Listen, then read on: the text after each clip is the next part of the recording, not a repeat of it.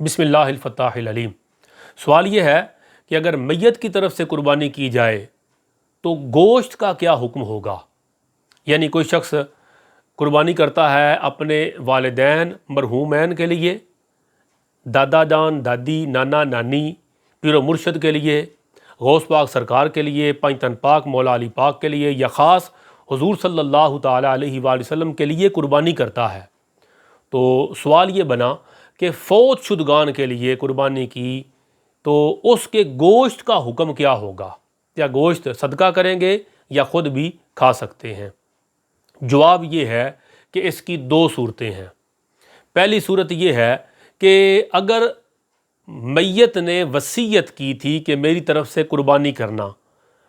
امی فوت ہونے والی تھی، ابو فوت ہونے والے تھے، والدین یا کسی دوست احباب یا کسی فوت ہونے والے نے کہا کہ میری طرف سے قربانی کرنا یا میری طرف سے قربانی کرتے رہنا، تو اگر میت کی وصیت تھی، فوت شدہ آدمی نے اپنے مرنے سے پہلے وصیت کی تھی کہ میری طرف سے قربانی کرنا،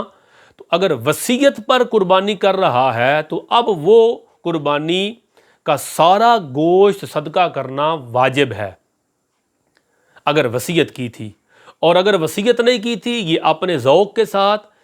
ان کے ایصال ثواب کے لیے قربانی کر رہا ہے، خواہ وہ والدین کے لیے کرتا ہے یا اولیاء کرام کے لیے کرتا ہے یا خود حضور علیہ الصلوۃ والسلام کے لیے کرتا ہے،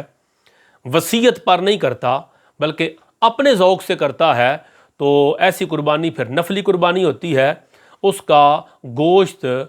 سارا گھر میں بھی کھا سکتا ہے، سارا تقسیم بھی کر سکتا ہے، اور بہتر حکم وہی ہوگا، مستحب عمل، کہ اس کے 3 حصے کر لے، ایک گھر میں کھا لے، ایک غریبوں فقیروں کو دے دے، ایک احباب اور رشتہ داروں کے لیے رکھ لے۔ یہ سارا مسئلہ رد المختار کے اندر موجود ہے کہ اگر میت کی طرف سے قربانی کی جائے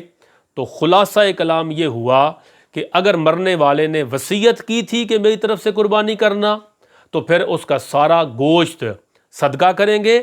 اور اگر وصیت نہیں کی تھی، اپنی طرف سے قربانی کر رہے ہیں، تو پھر اس کا گوشت ہم خود بھی کھا سکتے ہیں، رشتہ داروں کو، احباب کو بھی دے سکتے ہیں، اور فقیروں میں تقسیم بھی کیا جا سکتا ہے۔ اللہ رب العزت ہماری جملہ عبادات اپنی بارگاہ میں قبول فرمائے، آمین یا رب العالمین۔